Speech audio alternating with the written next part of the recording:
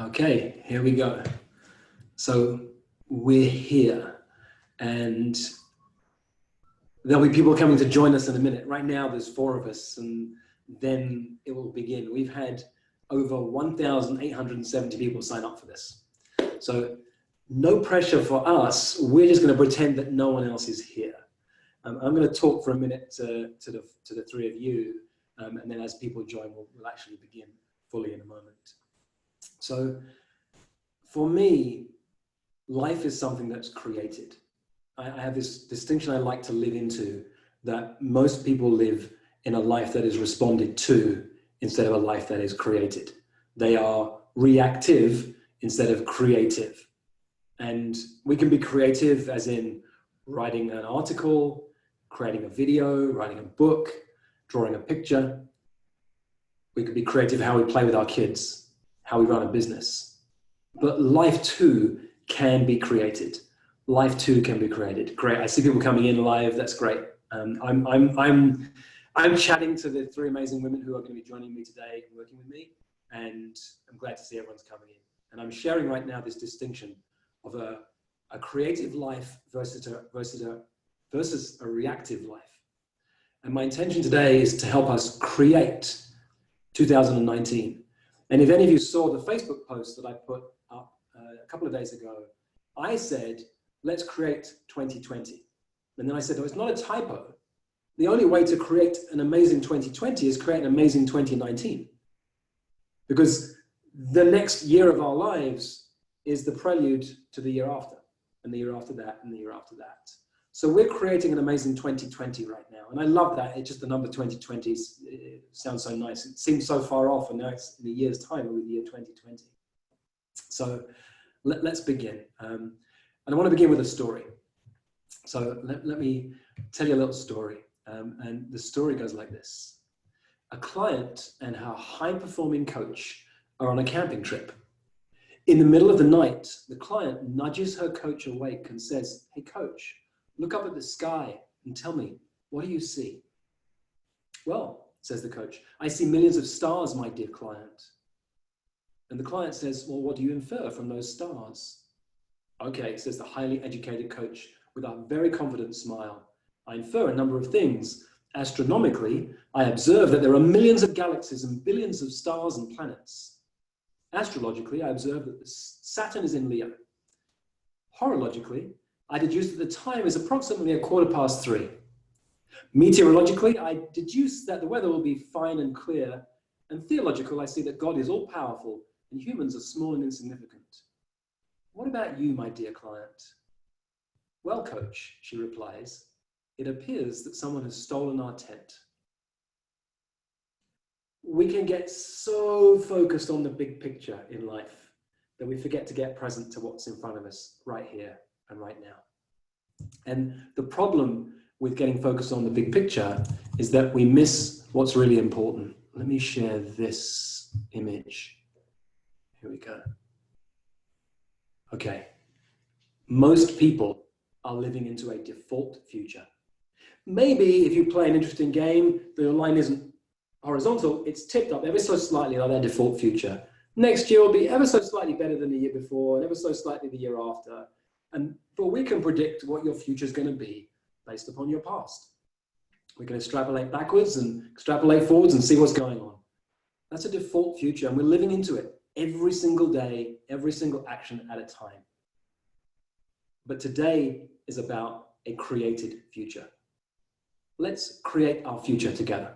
Let's live a created and a creative future, and let's create it right here and right now. So let me say hi. You guys unmute yourselves. Hi, Renee. Hi, Hassani. And hi, Terry. Hello. Hello, hello. Hi, Rich. So Hello, Rich. I met the 3 of you a few months ago. We were at an event together. I was sitting down for lunch. We said, well, let's sit together. And we had the most fascinating conversation, and we've stayed connected ever since. And I love who each of you are. You've done extraordinary things in the past. You've got big visions for the future. So I was very grateful when you said yes. Come on.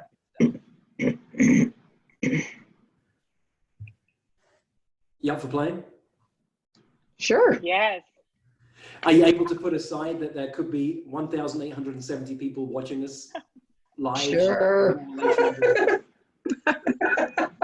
And I say that tongue in cheek, right? Really, it's just the four of us right now. And we're going to play, I'm going to see where we go. And we're going to create our life into the future. So here's how I want to begin. I want to ask three questions. The problem with being visionaries, the problem with being future people, future-focused people, the problem with being creative people is that we're always focused out there forward-facing into the future. We don't often turn around and say, what am I proud of? So I want to ask each of us that question, just with a concise answer.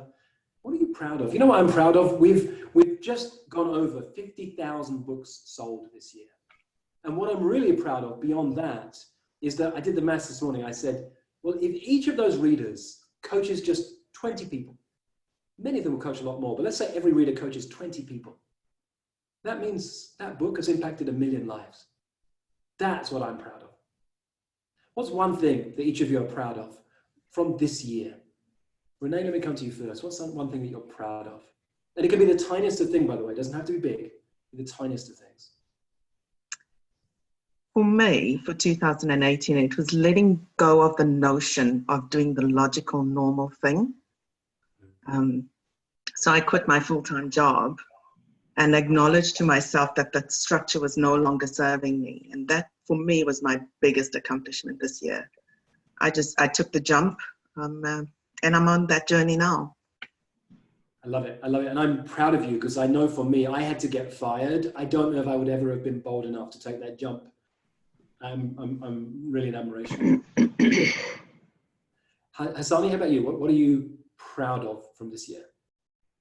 And those of you who are watching, by the way, in the comments, sorry, Hassani, in the comments, please answer my questions in the comments. It will really serve you to write down your answers. I can't read them all, but it will really serve you to write down one thing you're proud of from this year. Go ahead, Hassan. So for me, it has been, I'm really proud of how messy things have been for me. It hasn't been an ounce of structure. I actually have been very free and just living my life in a way that it's showing up for me in the most authentic and fun and creative way. And even though I worked in the fashion creative industry for so many years, I have not felt so creative as I feel this year. I'm proud of that. That feels really good. Thanks, Hassani. Yeah, I feel it. How about you, Terry? What are you proud of from this year? For me, this has been a really crazy year. I have my own business. I've had it for many, many years, and it was looking like that was not going to go well this year. It was kind of scared. I was stepping away from it, trying to get into more coaching, although I do coach in my business. It's a long story. But what wound up happening is all the things that were supposed to happen that would have caused that to fall apart didn't happen. And all of a sudden, I realized that I was living in a state of fear and I was trying to create something from a state of fear, which wasn't working out really well. And that if I just go with whatever is happening and create from a space of what's possible versus a space of what I'm afraid of, it tends to work out much better. I love it. I can relate to that. I had a very similar experience this start of this year from creating from fear. I love that. Thank you. So if that was the past, we look behind us. Here's the present. And the present, the question is, what are you confident about? And it's a present-based confidence. So it's not, oh, I'm confident I'll get some more clients next year. I'm confident I'll fill my event. That just means, fingers crossed, I hope so. What are you confident about in this present moment? So one thing I'm confident about now, I'm really clear on our sweet spot in what I do in my company, is our sweet spot is coaches with a track record of success behind them. Executives, entrepreneurs, and veterans seem to be our people. And I'm really confident that we know who our people are. That's a very present moment confidence. So let's start with you, Hassani. What are you confident about in this present moment? What I'm really confident about is that I finally gave myself the credit of that I have been really transforming and helping people to see themselves differently. And when I started doing this work, which it was 20 years ago, I thought that I started doing this work a year ago. And today I stand here and I can say that I have merged the two, and I'm very proud and just very excited about what I have seen in other people's lives. And it has also changed mine too. So that's where I am today. I love it. Can you guys feel the difference in energy? The first question about the past, when you're proud of it, there's this energy out like this. For confidence, the energy is more grounded. It's like this. It's just this trust that you've been doing this forever. It looked like you're a new coach, but that's just a different version of what you've always been as this creative person. Yeah. And I feel that confidence here in this moment. Yeah. Terry, what are you confident about? And if you could keep the answers a bit more concise now, because some of the more powerful questions come in a moment. So Terry, what are you confident about in this moment? That when coming from a place of possibility versus fear, I can do anything. I feel that one. I feel that one. That's it. Renee, what are you confident about in this moment? I am confident that I did make the right decision, and I might still be in the not yet period where it's still unfolding piece by piece, but I know that I'm aligning even more and more with what I really, really want to become. And so that I'm confident of. Yeah, again, I hear there's the present moment confidence. There's the uncertainty about the future, which we always have, but in this present moment confidence, I feel. So the next question is about the future. And turn around, but now look back at the future that we tend to love to go to. But what are you most excited about?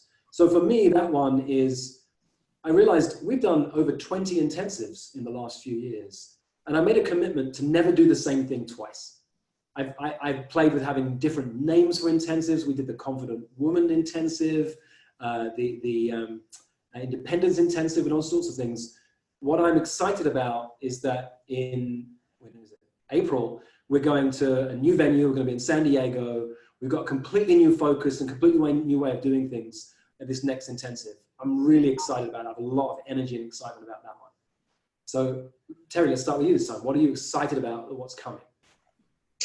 I'm excited about moving forward with doing more coaching in the world versus my current thing that I'm doing, creating that as having the possibility of creating that as a separate thing. And I've also gotten, since we spoke last, really clear that I really want to work with kids in learning how to create possibility in their lives. Very quickly, a little story, I had a conversation with my sister who teaches middle school. Give me out a story for now. Okay, so there's that's excitement I hear about working with children too. Yes, so that's what I'm excited about. Yeah, I hear it. How about you, Renee? What are you excited about? What's coming? I'm really excited about getting this baby off the ground, really. I mean, I've started, but when I can see it and I can see it shaped and I feel like it's on solid ground, I'm going to be really excited. Nice. How about you, Hassani? I'm excited about all of these fun workshops I'm creating for starting in January. I think one of the things that I love doing the most is holding space for people and just creating that, and just brings me so much joy and excitement. So I'm having the first one in January, so I'm excited about that. Yeah, it's a nice energy, this question, right? It brings us up because there's a sense of excitement and possibility. So I promised you a number of questions I'd ask today. One of those questions is the one question that will make you cringe.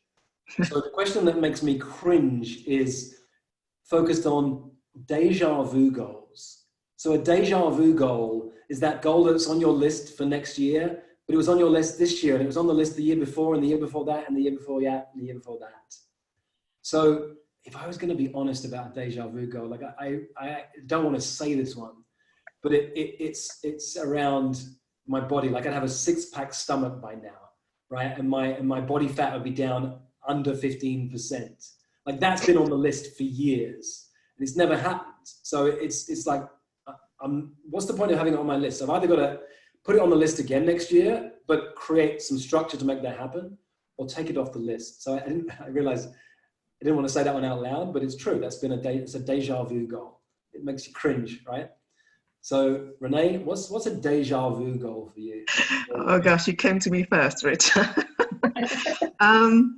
The deja vu goal is feeding my mind even more, and in particular, reading books. So I've actually literally written a list of 13 books that I will read in 2019. So that's a deja vu goal.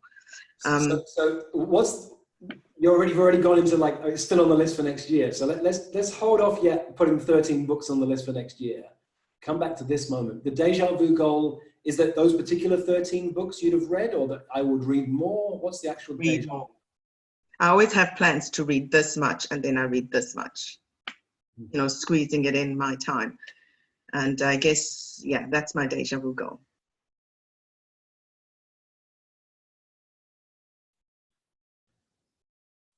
So let me check in with you then. This is where we get into the coaching already. You want to put 13 books on the list for next year? More than a book every single month? There can't be a single month where you read less than an entire book next year? Oh, I've sourced these books. Some of them are skinny. Some of them are skinny. I definitely will finish them in a week or two. So I've got the full list, and some of them are heavier than others. So it's doable. Yeah, it is doable. And I'm less interested in doable than why? Who cares about 13? The 13, you mean? Yeah, I mean, you pick these 13 books. Why? What if it was 9 books where they were amazing? What if it was 3 books where they were inspiring? You took action based upon them, or they changed your life? These are books that are particularly focused towards leadership, and they're also books that will feed into some of the teaching I do. So they are going to be really useful. She's not letting go of this one. This is like, she's holding on tight to this one. No, it's 13 Rich. No, I've sourced them. No, it will inform my leadership. One thing I know about you, Renee, you're a powerful leader. If you were not allowed to read a single book next year, in fact, if I gave you the challenge to write Renee's book on leadership without reading another book on leadership, I think that would transform your life far more powerfully than reading 13 more books that could possibly help with what you're up to.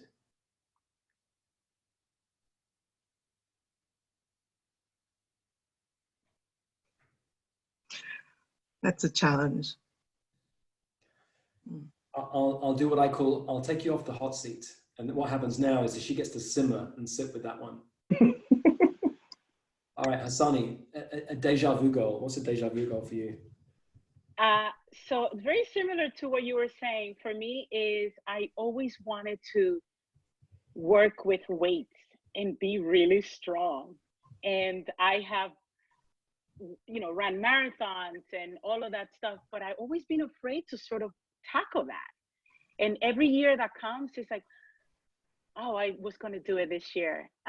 So that's my vision, just really getting strong in a way that I have never challenged my body to do. Right. We'll talk about that later, because I want to talk about the third question I want to ask is about tiny habits, and I'll talk to you about that a bit later. We'll come to that. That's great. Thanks for owning that one.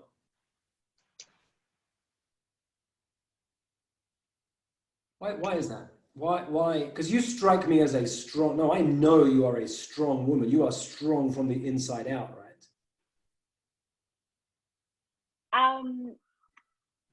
I think that in a way I have been very fearful of lifting weights, and it's a strange thing.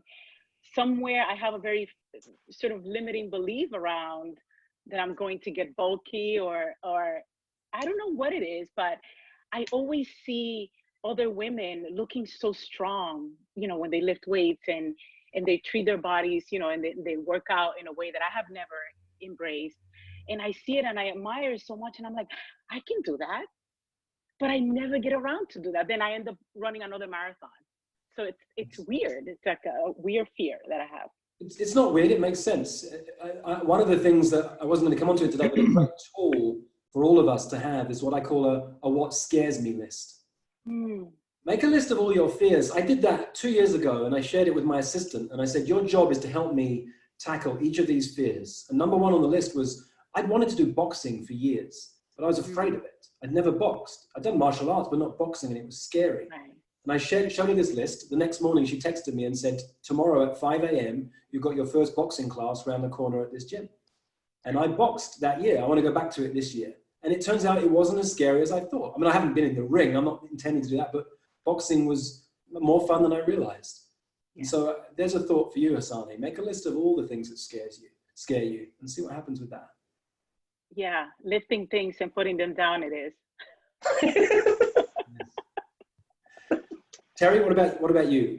What's a deja vu goal, something that makes you cringe or has been on the list for years?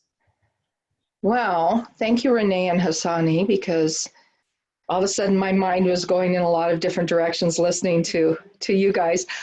For me, I think it's stepping out of the familiar to create the coaching business that I keep saying I'm going to do and saying I'm going to do. And instead, I go get another certification. I go and, get ready to get ready to get ready to get ready to get ready. And I do use all of the coaching in my existing, but that's not the goal. The goal is to step out and create something unique and different.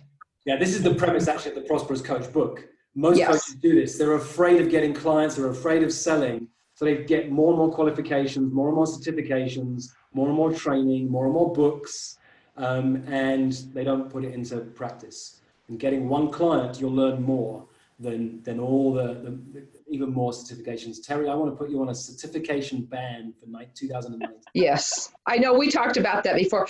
I think for me, one of the things that is interesting is that I do use my coaching and I do coach. I just do it inside of another thing.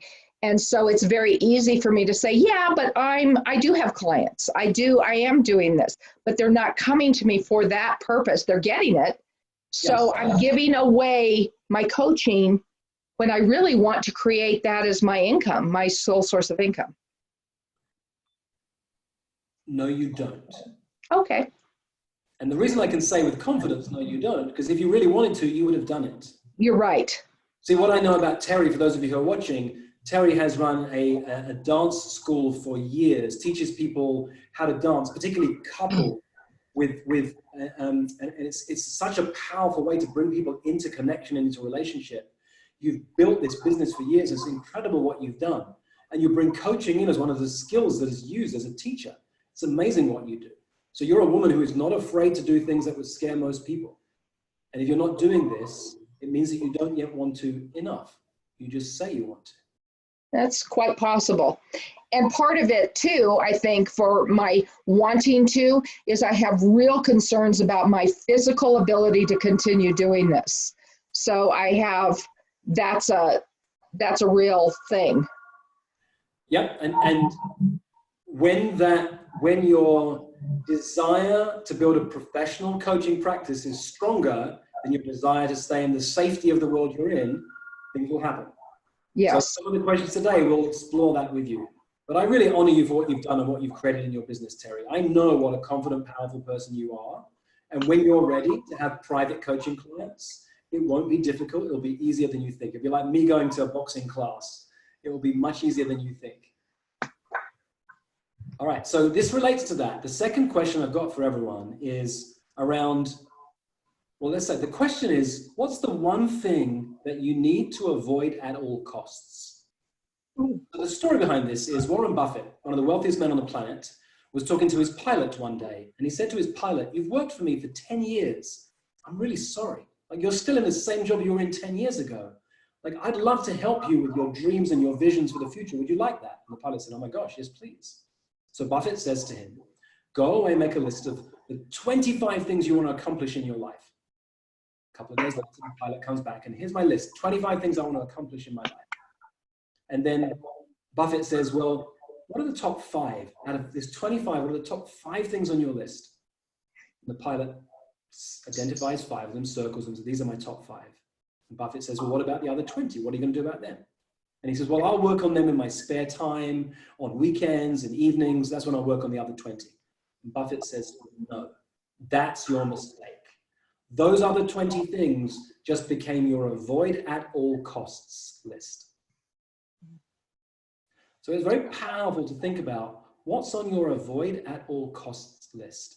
Like, I know for 2019 to be an amazing year for me, the one thing on my avoid at all costs list is bringing my phone into the bedroom at night. It means I don't switch off from work, I don't disconnect, and I really piss off my wife, to be frank. If I leave those days when I leave my phone plugged in the office instead of in my bedroom, I have more connection with my wife. I get to read real books instead of being online. I get to decompress. That's the one thing. If I only have one thing on my do not avoid at all cost list, it'll be leave my phone out of the bedroom at night. Hassani, what would it be for you? I think disconnecting too. I read so much, lots of articles. I read a lot on my devices rather than just hard books. I'm a reader, so I find myself highly connected all the time. And so I have to go in that direction of sort of limiting the amount of exposure I have to my devices. So let me offer you a possibility. Let me offer you a possibility around that, because the trouble with that is such a broad goal. We could come to the end of the year and it's this. Yeah. What if we went back to the customs from thousands of years ago? The reason there's a Sabbath, whatever day people have their Sabbath, is that it's a time to be with people and disconnect. What if you made a commitment to a Sabbath, that a Saturday or a Sunday or whatever day it is, that you have a day when you disconnect? I have something I call Don't Do Tuesdays with some of my clients. And on Don't Do Tuesday, I don't do social media on a Tuesday. I get off Facebook on a Tuesday. It's so simple and doable that I can check it off. So I started doing no social media. I mean, I'm not really much on social media, but no social media on Sundays. And that has been really helpful. But I'm looking forward to even more disconnection. So I think that first step that I took was very helpful, but I think I'm ready for the next one. So my question for you, not now, but come up with what that next step is, rather than less online or more disconnection, which are two abstract. I love it. No social media on Sundays. What if it was something else on a Wednesday? You know, let's not do it now, but let's get some more specificity around that. That sounds good. Cool. Terry, how about you? What's on the avoid at all costs? One thing to avoid doing in 2019?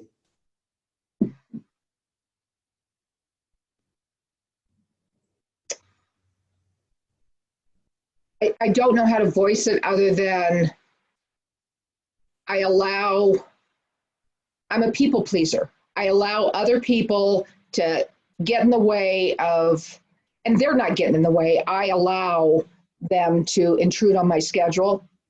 So I become very scattered. I do a little of this and a little of that and a little of this and a little of that, but to actually block out time to do all of the different things that I want to do. So avoid allowing other people to disrupt. Can I give you a possibility?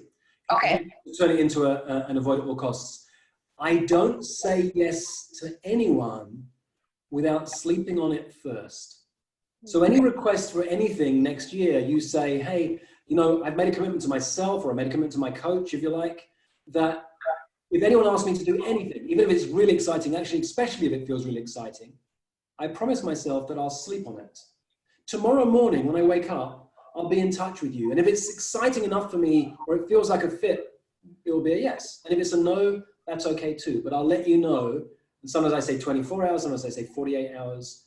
But what if you gave yourself a commitment to sleep on it, and your commitment was to not say yes to anything in the moment without sleeping on it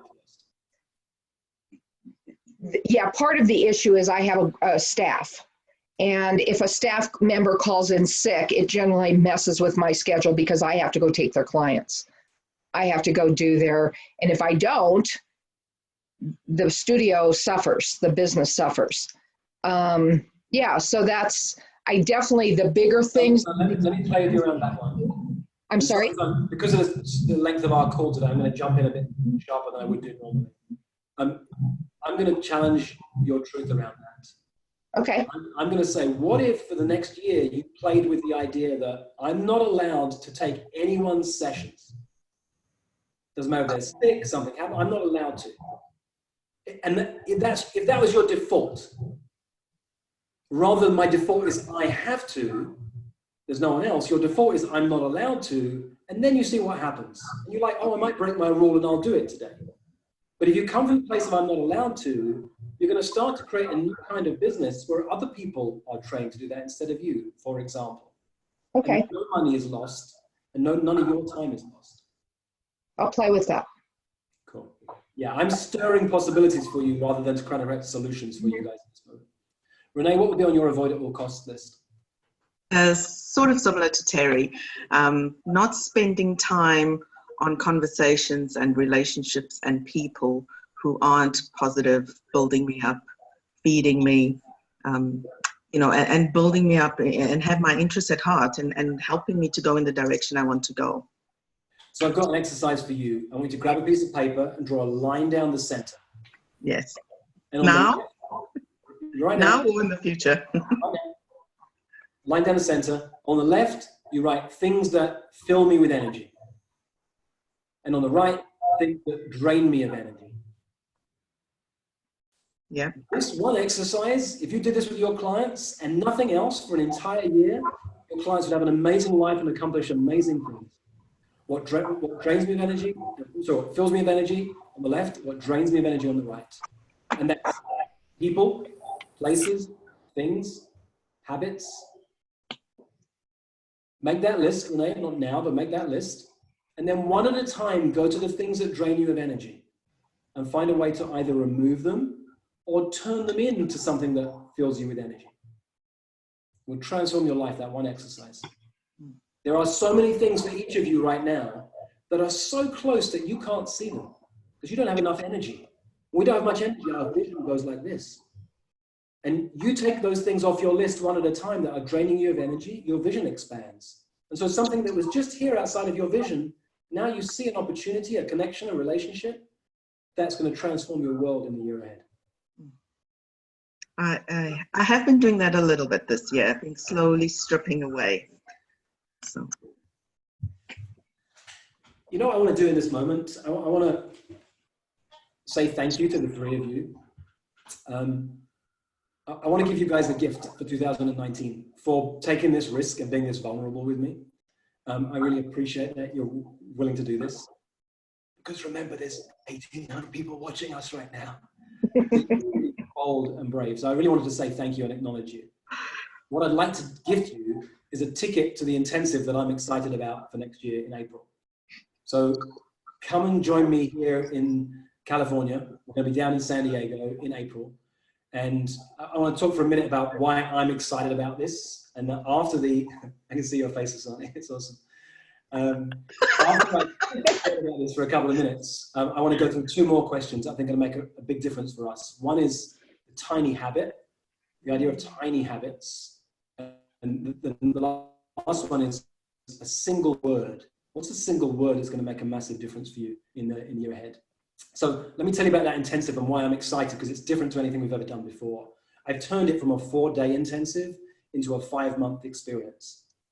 And so what that means is in January, there's a live call with me, not just like this where I'm working with only 3 people. Anyone who's at the intensive will be on Zoom with us. We're going to interact with people, and I will coach on a live call in January. I'll do the same in February, I'll do the same in March. We meet together for 4 days in San Diego. And then a month after that, I do an integration call. So for 5 months, I'm literally coaching people and it's intensive. That's exciting to me. We've never done that before. So I have a lot of energy around it. We've given the intensive a singular focus this time around, and I'm calling it Create One Client. My idea is that if you create a single client out of this intensive, that you invest whatever, the time, the energy, the money to be with us, and you create a single client, your world will transform Because if that's a client who, if you're a beginner coach, is your first client, if you're a coach who charges $10, $20, $50,000, and it's the next level up for you, the moment you've done it once, it's repeatable. And you can do it again and again and again. And my desire is that you create one single client out of this. I have got no doubt that you will create far more than that. But I like to bring things down to the tiniest next step. So the intention is create one client. My intention is that many people who play with us will have created those clients before they even get in the room in April, because of the calls we're doing January, February, and March. What excites me about this one is we're bringing more challenges into the room than we've had before. This isn't about theory, the way we teach stuff. This is not about theory. Read the book if you want to learn how to create clients. Come into the room because we're going to change you from the inside out. The theory you already know if you read the book. We're going to transform your world and you from the inside out. And so, Renee, my passion is leadership. And it's leadership from the inside out, because I'm a man who's read every book under the sun about leadership. But when I was fired in 2005, the irony was I had a new job and I just created a bookshelf with my entire leadership collection on the shelf. I was so proud of it. And for 2 weeks in that new job, every person came into my room and said, wow. And they looked at my office full of books on leadership. And then the new boss arrived, kicked out the last two people who'd been hired by the previous boss, and I was unceremoniously thrown out. And I remember packing up books on leadership, and I took them to a charity shop and gave them all away. I just figured leadership is either in me or it's not. And if I need to look up a resource, I can get a book from the library. And I gave away every single book I have on leadership. And it's the same premise that we use at our events. It's leadership, it's coaching from the inside out. So I can feel my energy high. And so what I talk about in coaching, I call it the first sale. The first sale for anything is in here. You can't sell anything unless you're sold on it yourself first. I'm sold on this next intensive because it's different and it's exciting for me, which is why I've got this passion and I'm happy to share it. So all I know, my team has told me there are 11 tickets left at the current price. When those 11 tickets go, the price goes up. So if you want a ticket, go to richlitvin.com/intensive. In the last 20 intensives, sometimes I kick myself because we didn't sell out once. 19 times we sold out, and one single time we didn't sell out. But they almost always sell out. If you want to get your ticket and reserve your spot, come and join us, richlitvin.com/intensive. And you three, if you'd like to be, will be my guests. I'd love to have you there. And it's my thank you for playing with me today. Yeah. Oh my God. Thank you very much. Thank you, Rich. My pleasure. So let's dive in, because if you're going to be with me in April, let's see what we can create and how we can transform your world before we even get together in April. So the next question I have is around tiny habits. BJ Fogg is a professor at Stanford, and he teaches a lot about habits and the power of a tiny habit. Like, we all know we should floss every day, but who has time to do that every single day? And I was telling a client, so BJ Fogg teaches to floss just one tooth. That's all you got to do, one night, one tooth every night. And it's so tiny that chances are you'll do more, but if you don't, you kept that tiny commitment. I told this story to a client and he said, you know what, my nephew, we were trying to get him to floss, and we realized that flossing even one tooth was too much. So we created a habit that every night, all he had to do when he cleaned his teeth was to put a finger on the floss. Put one finger, just touch it with one finger. The habit was that tiny. And it turns out he started flossing his teeth. But he started with such a tiny habit that he couldn't help but win. So my tiny habit this year that I created at the start of this year was to do burpees. Hasani, you talk about wanting to get strong. I just knew I didn't have the energy to get to a gym, and burpees are challenging exercises. And I said I was going to do 50 of them a day. And it wasn't quite a tiny habit. I started off with 10, but I moved it up to 50. And I did, I think, over 12,000 in the first 6 months of the year. That's the craziness about tiny habits, is how much they scale and how they grow. Now, I lost that habit halfway through the year when I went traveling. I'm just beginning to bring it back right now. But the habit of doing burpees has made a massive difference on my health in the first half of this year. And it was just this habit of just doing 50 as soon as I got up. As soon as I got up, that was my only commitment. What would be one tiny habit? And one I'm playing with for next year is each night to write down one thing I need to do tomorrow. That's it, just one thing I want to do tomorrow will be a tiny habit that will make a big difference for me. What might be one tiny habit for each of you that could make a big difference in the year ahead? It could be personal, it could be professional, doesn't matter. Terry, what would it be for you? One tiny habit comes to mind. Get up and walk for 30 minutes every day when I first get up. Nice. Morning. So how about this?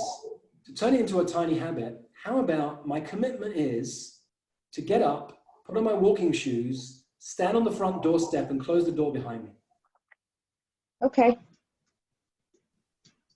That's all you have to do. It makes it so tiny. Chances are Terry will go for a walk. But if she doesn't, she can feel great and she's checked off, I've met that habit. And it can become, the reason you make it so tiny is you get this sense of fulfillment. Otherwise, it turns into this deja vu goal. There are clearly going to be days where you can't do 30 minutes. And that tiny step, even if you're traveling, well, all I've got to do is put my shoes on, go and stand on the door of my hotel room and close the door behind me. Tiny habit. Yes, and then it doesn't create a sense of failure. And guilt. Yes, and guilt. Killer, right? Guilt's the killer. Yes. Mm-hmm. How about you, Hassani? What's a tiny, tiny habit for you? So I have a lot of ideas all the time in my head, and they never come to see the light of day. So I am thinking of committing to just writing one idea per day. There's thousands of them inside my head. But I think that if I could put one down and sort of create that sort of 365 days of ideas, just one, tiny one, out of the thousands that are happening in my mind, I think that can be very transformative for me as well, because it gets them out of my head into reality. I love it. So, one of the things that causes the most stress for us is carrying all this stuff in our head. Yeah. Getting it out frees us. And in particular, if you're as creative as you are, it's so much stuff spinning. So let's turn it into a tiny habit. What if the commitment was, I'm going to write down one word a day? If it turns out I write a paragraph, I write an article, I write a book, it doesn't matter. But my commitment, just one word will be enough and my commitment is met. Yeah, that's good too. I mean, I think that sometimes when I think of writing my ideas, I feel like I have to write them all down. So even writing one, it's already pretty tiny for how it happens in my head. Yeah. And I'm taking it even smaller than that deliberately, because you're going to have one day where it's not going to happen. You're going to feel overwhelmed. You're going to feel stressed. You're going to feel guilt. Right. Right. One word. One word. Look, chances are, knowing who you are, 70, 80% of the time, it'll be more than a single word. It just doesn't have to be. Yeah. Good. I take that challenge. For all of us, I like to make a commitment. I can miss one day, but not two. There are always days when something comes up, we just feel too tired, something's going on. And I have that possibility, because what tends to happen, whilst it's good to make a commitment that I'm not going to break, I'm a human.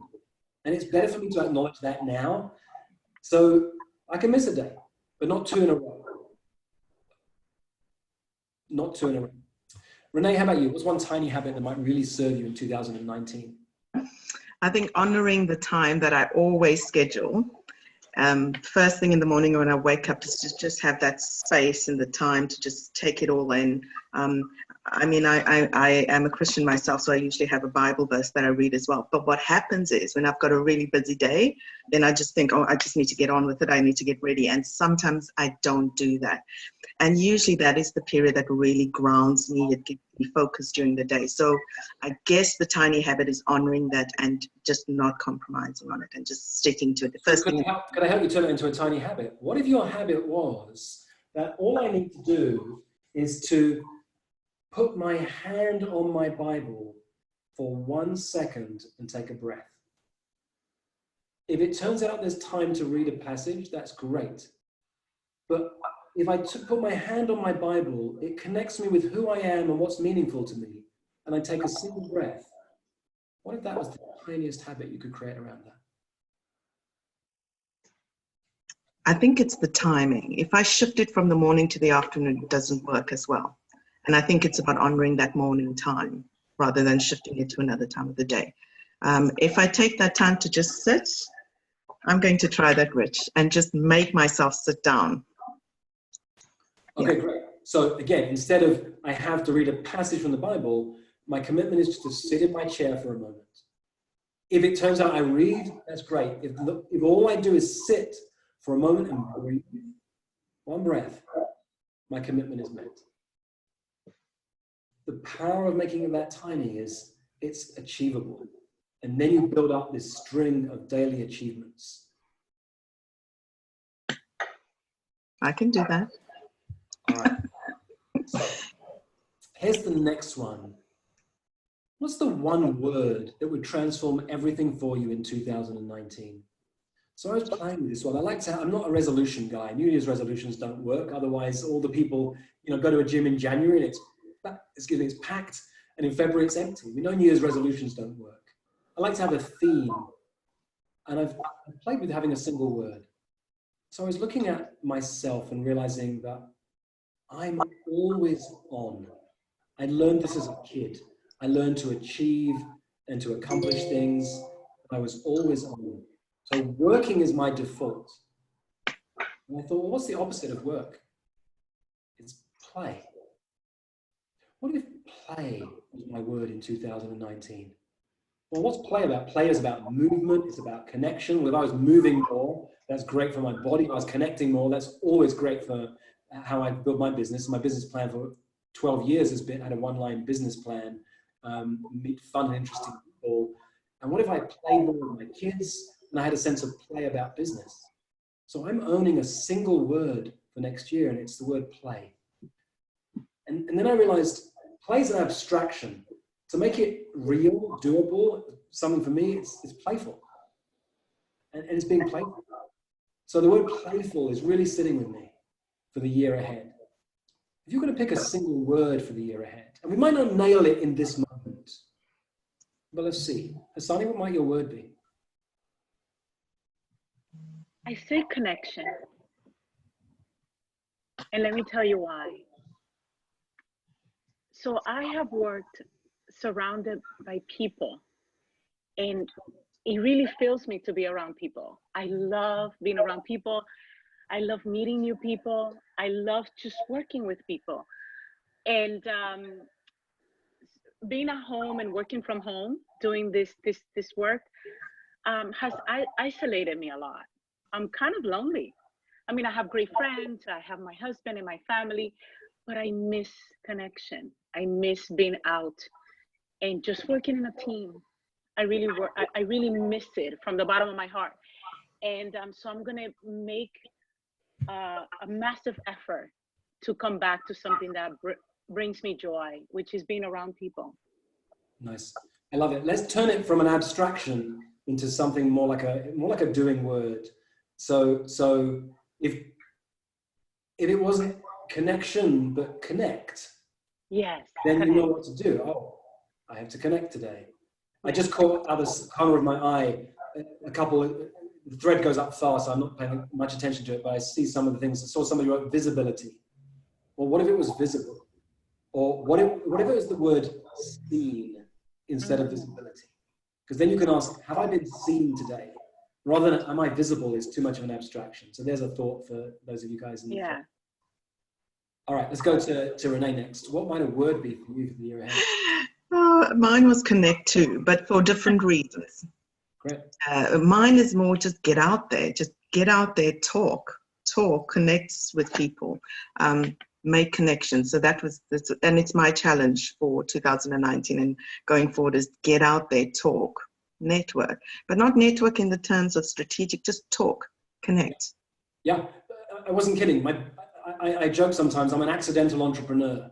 I was a high school teacher for the first 15 years of my life, so nobody taught me how to be a business owner. And I made up this one-line business plan and meet fun and interesting people. Every time I do, my business flies. It's why we sat together that lunchtime at that event a while ago, and I said, oh, I want to stay connected with you three. You are fascinating and interesting people. Something cool always happens it can't come from a place of like, oh, if I do this with them, something will happen. Right. But I know something cool always happens down the road, whoever those people are. So I love that we're connected too. It makes sense. Can I just say, Rich, it took a lot for me to go up and talk to you then, because I'm an introvert. And I said this to Hassani afterwards, and what came from it was surprising, right? We had a great lunch. So that was a lesson learned on just go out there, get out there, talk. Yeah. Have a So conversation. it is important to distinguish between being an introvert and being shy. Mm. And sometimes even as introverts, we get that mixed up ourselves. And we think, so for the definition of introvert for me is that I get drained being around a lot of people. I'm not shy, but being alone, if I go to a party, the next day, I'm happy to stay in for the next week and watch Netflix every night and read books. The next night after a party, my wife wants, in fact, the same night after a party, my wife wants to go to another party. She's an extrovert. She gets energized by being around people. So it's good to remind yourself that when you want to speak to someone, like, oh, what's going on here? Like, I'm not shy, so yeah, I think I might be energized by this conversation. Let's find out. Thanks, Renee. Hey, Terry, what might your word be for the year ahead? Mine would be complete. Just to complete things so that it's off the table and I can move to the next thing. I have a tendency to have too many things going on that aren't complete. They're just, and therefore they're in my head. I got to get this done. I got to get this done, and nothing ever feels complete. Let me ask you a question. Mm-hmm. What if you weren't the person who had to complete them? What if there were other people who could complete things? And then your job was, because if you want to pull yourself out of the business, you want to be the person who can be replaced. So your intention in the year ahead has to be, how can I make myself replaceable? Do the things that only I can do. It's not just in the business though. It's in my world. I just have a lot of incompletes hanging out. Nice. Well, incompletes drain us of energy. So I love that. So I really get that. Yeah. I'm going to give you a suggestion, Terry. Make a list of all your incompletes. It's a great exercise for everyone to do at the end of the year. Make a list of all your incompletes. Relationships, business, personal. You'll be surprised. You'll realize, oh my God, somebody left me a book 15 years ago, and I've had this little thought at the back of my mind for 15 years. I've got to get back to them. And turning those incompletes into completes will be transformational. I love that, complete. And that's what I'm doing at the end of this year is, what are all the things I need to get complete to move forward that are just hanging out there waiting, draining me? So, yeah. That's really powerful. Okay, let's pause. We have 5 minutes left, and what I want to do is kind of turn it around and just bring a little bit of attention to each of you. So, Terry, let me come to you first. I think my challenge for you is, okay, yeah, I know what it is. Go and create one paying client. Don't wait. No more certificates needed. Go and create one client. And to do so, what you need to do is to block out time on your calendar. And it could be Thursdays at 6 p.m. It could be Saturday at 11 a.m. Block out one single hour on your calendar. And what happens now in that hour is you use the Prosper as a Coach approach. So at 6 p.m. on a Thursday, you pick up the book, and maybe the first 3 weeks you read the book again. But at some point, you get to, there's 4 steps to the Prosper as a Coach approach: connect, invite, create, propose. You connect. Who am I going to speak to? Who would I love to speak to? Who can I just get curious about people? At some point in that hour, you're going to meet someone interesting, and you're going to say, would you like to have a conversation? I have a space available on Thursdays at 6 p.m. And those Thursday slots will start to fill up with people who you'll coach and you'll serve. At some point, one of those people is going to go, oh my God, I want more of this, Terry. And you'll say, well, I've got a spot where I coach people. It's Thursdays at 6 p.m. Would you like to have the only spot I have available for a client right now? And when that one is full, you can create the next one. But right now, pick your hour, play the game slowly, serve people. And my challenge to you is to have a paying coach, another paying coaching client before I see you in April at the intensive. Okay.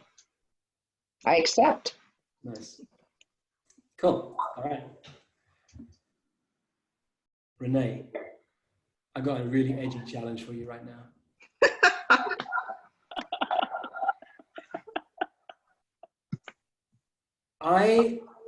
I'm going to put you on a book ban. And just until April, so 90 days, basically, maybe 100 days, 100-day book ban. You can read fiction, all the fiction you like. You are not allowed to read another book on leadership or coaching or business. Your job is to be out in the world connecting with people. If you want to write about leadership, write about it. You've got a wealth of experiences. You want to write about business, write about it. If you want to write about creativity, write about it. You are not allowed to read about it for the next 100 days. You're on. Okay. Okay. Hassani.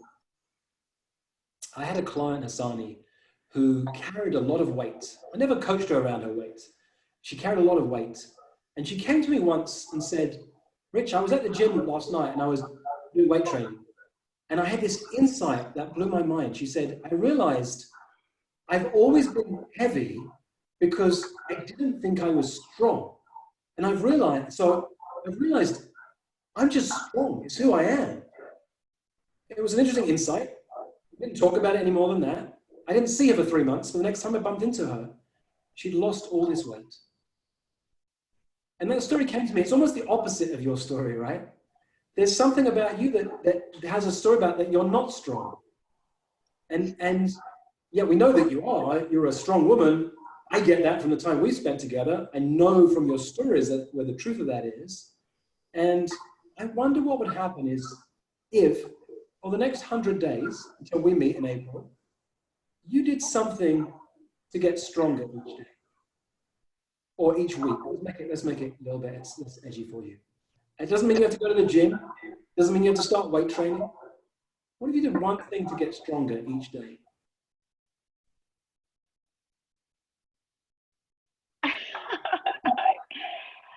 I don't know, just physically or just mentally. I don't know. Physically, because your edge is around the physical strength. Yeah, I'm not gonna do running because I know how to do that. So maybe is doing some push-ups. Nice. Push-ups, yeah. That to me is synonymous with strength. Nice. So what if we turn this into a tiny habit? The job is every day to do one single push-up. Okay. I can do that. You can start them on your knees if that's easier to start with. Build up really slowly. One single push-up. If you choose to do more, that's a bonus. If you miss a day, that's okay. Don't miss 2 in a row. Okay. I can do a real one. Great. She's stronger than she realizes.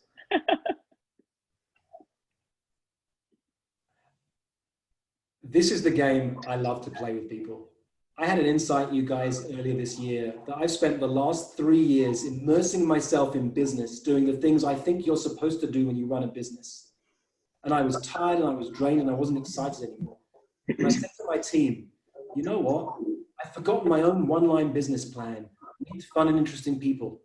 I want you guys to fill my calendar with fun and interesting people, conversations. And for the last 4 or 5 months, my weeks are so exciting because I never know who I'm going to get on the call with.